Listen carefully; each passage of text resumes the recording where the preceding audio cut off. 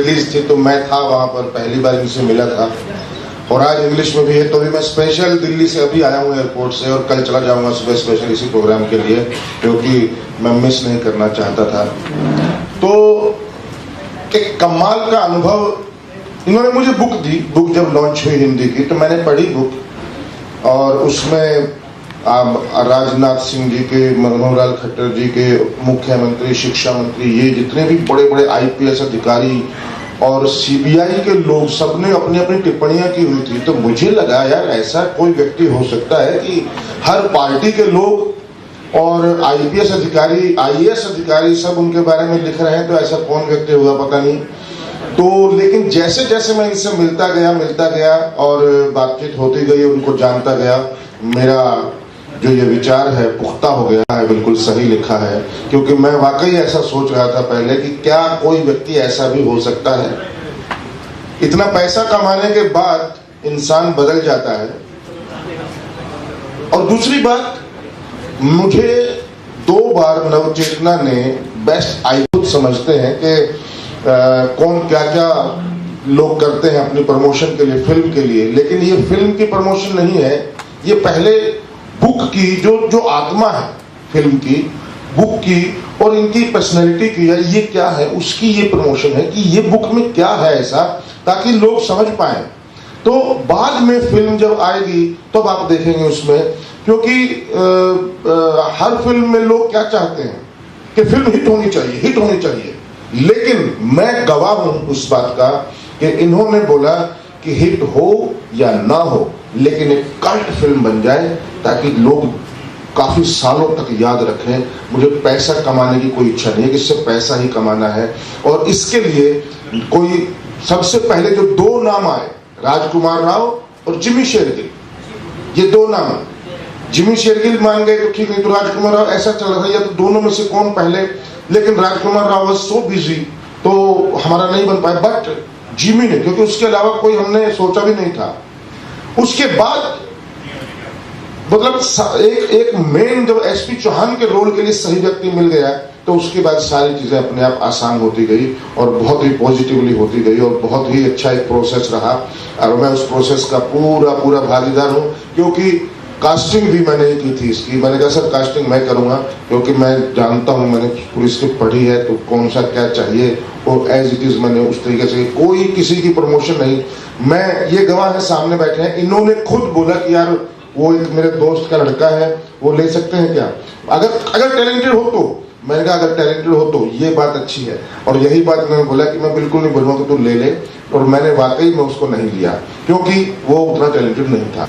कि अगर एक सच्चा जीवन साथी मिल जाए, हर जीवन में अगर अच्छी बात है, अगर खुशियां हैं, तो हर जीवन में कष्ट भी होता है, संघर्ष भी होता है, कड़वे एक्सपीरियंस भी होते हैं।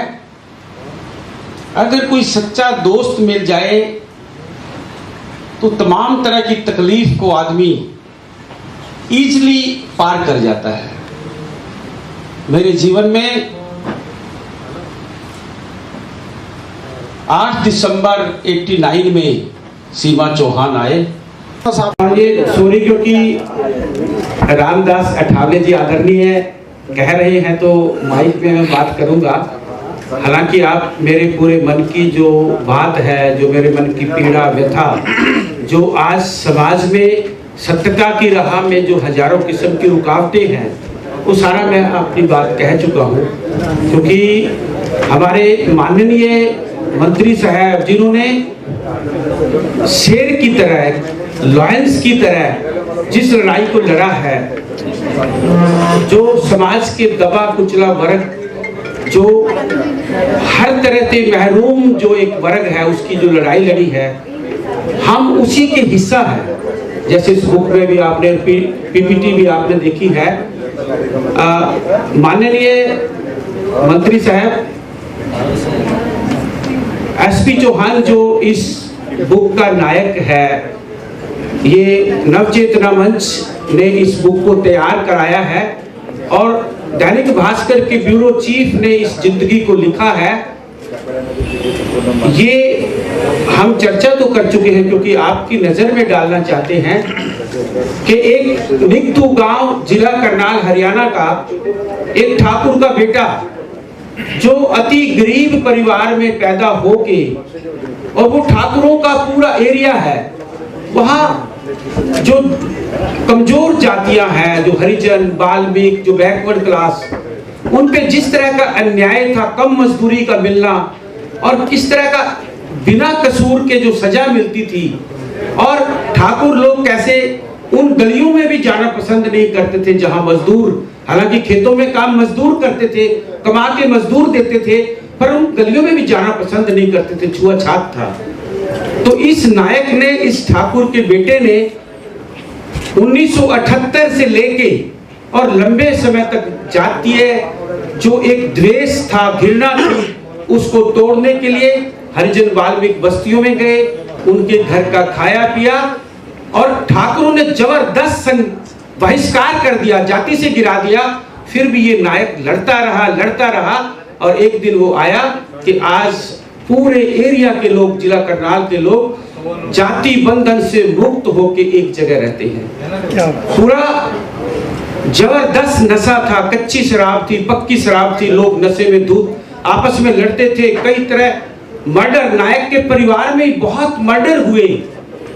इस किताब के संघर्ष के सलाम के नायक ने घर से लड़ाई शुरू करके इतना संघर्ष किया ड्रग्स के नशे के खिलाफ, एक दिन वो पूरा एरिया ड्रग्स मुक्त, नशा मुक्त होके, कोई भी खरीदार बचा नहीं था, हजारों लोगों ने शराब की सख्त लेके छोड़ दिया और वो खुशहाल हो गए। नारी जाति को लेके इस नायक ने जबरदस्त काम किया, कोई उत्पीड़न नारियों का बर्दाश्त नहीं करते थे। ये एक बहुत डेमोक्रेटिक यूथ ऑर्गेनाइजेशन बना के, नवचेतना मंच का गठन करके, जिसमें ये दुनिया का अकेला एग्जाम्पल है जिसमें 90 से ज्यादा सामाजिक, राजनीतिक और शैक्षणिक एनजीओ मिलके महा ऑर्गेनाइजेशन नवचेतना मंच का बैनर तैयार हुआ। ये इस तरह का संघर्ष है। तो मैं आपकी नजर में ये 4 लाइनें डालना चाहता था। तो हमारे बहुत ही आदरणीय, माननीय और शेर के रूप में, लायंस ऑफ द पीपल के रूप में जाने जाते हैं, तो रामदास अठावले जी। उपस्थित सभी भाई और बहनों और पत्रकार मित्रों, मैं नहीं हूँ किसी का भी गुलाम, मैं नहीं हूँ किसी का भी गुलाम, इसलिए मैं करता हूँ एसपी चौहान के संघर्ष को सलाम। क्या बात है, बहुत सुंदर सर। मैं नहीं करूंगा मेरे बाबा साहब के विचारों को नीलाम, मैं नहीं करूंगा डॉक्टर बाबा साहब अम्बेडकर जी के विचारों को नीलाम, इसलिए मैं करता हूँ संदीप साहिल को सलाम। क्या बहुत सुंदर, बहुत सुंदर। तो आज यहाँ एक किताब का विमोचन हो रहा है, और करनाल, जो हरियाणा में करनाल जिला है, पानीपत के बाजू में, सोनीपत के बाजू में, कुरुक्षेत्र के बाजू में, वहां का ठाकुर समाज का लड़का जो एसपी चौहान के नाम से जाना जाता है, और वो ठाकुर होने के बावजूद भी गरीबों के हित के लिए, दलितों के हित के लिए वो संघर्ष करता है, अपने समाज को समझाने का काम करता है। ये छुआछूत अच्छी बात नहीं है, इस छुआछूत को खत्म करना चाहिए, हम सब लोगों ने मिलकर रहना चाहिए। इसके लिए दलितों के लिए, वाल्मीकि समाज के लिए उन्होंने इस किताब के लिए बहुत ही कष्ट उठाया है, और समाज की जो कमियां हैं उसको दूर करने की भावना समाज में पैदा करने के लिए जो संविधान बाबा साहब अम्बेडकर जी ने दिया है, उसमें छुआछूत मत मानो, इसी तरह की भूमिका उन्होंने रखी है। और आज छुआछूत तो कम हो गई है, लेकिन जातिवाद कम नहीं हुआ है, जातिवाद खत्म नहीं हुआ है। आज भी हरियाणा में गोहाना हो, मिर्चपुर हो, जज्जर हो, या मतलब ऐसे कई अत्याचार की घटनाएं चाहे हरियाणा हो या महाराष्ट्र हो। आज मैंने एट्रोसिटी एक्ट के बारे में अधिकारियों के तरफ से मैंने जायजा लिया, तो हर साल में महाराष्ट्र में 2000, 2500, 3000 केसेस रजिस्टर होती है दलितों पर अत्याचार की। तो ये समाज की जो कमियां है उसको दूर करने के लिए ये किताब का उपयोग बहुत अच्छा होगा। तो आज यहाँ सभी मेहमान भी इधर मौजूद हैं। बन चुकी है, पिक्चर बन चुकी है संघर्ष को, ये SP Chauhan struggling man picture तैयार हो चुकी है। अच्छा, और ये इस पर फिल्म भी बनी है, फिल्म रिलीज हुई है? नहीं होनी है, बन चुकी है। इस पर फिल्म बन चुकी है और एक विषय, एक अच्छा विषय जो दलित समाज को न्याय देने का विषय, दलितों पर अन्याय नहीं होना चाहिए इसके लिए संघर्ष करने का विषय, गरीब लोगों के लिए ज़्यादा से ज़्यादा वेजेस मिलना चाहिए, मजदूरी मिलनी चाहिए, इसके लिए संघर्ष करने की भूमिका, और अपने समाज में बाइकआउट डालने के बावजूद भी गरीबों के लिए, दलितों के लिए हमेशा संघर्ष की भूमिका लेने वाले चौहान जी के जीवन पर आधारित ये किताब भी मतलब हमारे साहिल जी ने इसका बहुत बड़ा कष्ट करके किताब लिखी है, इस पर फिल्म भी बनी है। तो बहुत अच्छी बात है कि आज यहाँ मेरी उपस्थिति में, मैं नरेंद्र मोदी सरकार में सामाजिक न्याय डिपार्टमेंट का मैं राज्य मंत्री हूँ, मैं रिपब्लिकन पार्टी ऑफ इंडिया से बिलोंग करता हूँ, मेरी पार्टी एनडीए में मेंबर है। अभी देखते हैं 2019 में क्या होता है। मतलब अगर आप लोगों का आशीर्वाद रहेगा तो नरेंद्र मोदी दोबारा प्रधानमंत्री बनेंगे और मैं भी मंत्री बनूंगा। तो उस पर चौहान जी के जीवन पर आधारित ये मतलब हमारे संदीप साहिल जी ने ये किताब लिखी है।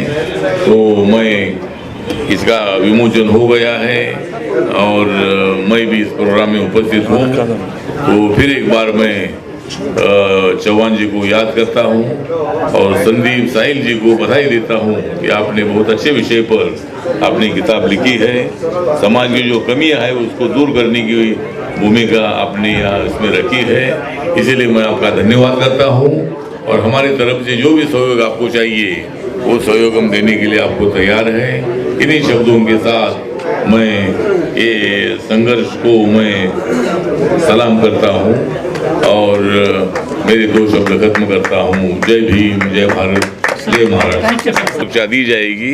मैं अपनी बात रख चुका हूँ कि सत्यता के मार्ग में जब आदमी बहुत सच्चे मन से, पवित्र मन से किसी चीज को करना चाहे तो पूरा आलम, पूरी दुनिया की ताकत उसके पीछे आके खड़ी हो जाती है। कभी सच पे चलने वाला आदमी नाकामयाब नहीं हुआ, ये इतिहास है। तो हमारे दोस्तों ने ये किताब, जब इसका हिंदी में विमोचन हुआ आदरणीय मनोहर लाल खट्टर जी ने और बहुत सारे मंत्रियों के बीच जब इसका विमोचन हुआ तो वहीं पे फैसला हुआ कि इस पे पिक्चर बननी चाहिए। और हमारे नवचेतना मंच में क्योंकि 90 एनजीओ हैं, उन्होंने सबने इसमें योगदान किया है और ये पिक्चर बनके तैयार हो गई। इसका बजट जो है वो लगभग 6 करोड़ के आसपास का है। तो सब कुछ हो जाता है। मैंने कहा जब राइट बंधुओं ने ये सपना देखा कि आसमान पे आदमी उड़ना चाहिए, तब ये भी नहीं पता था कि इसका रॉ मटेरियल कहां से मिलेगा।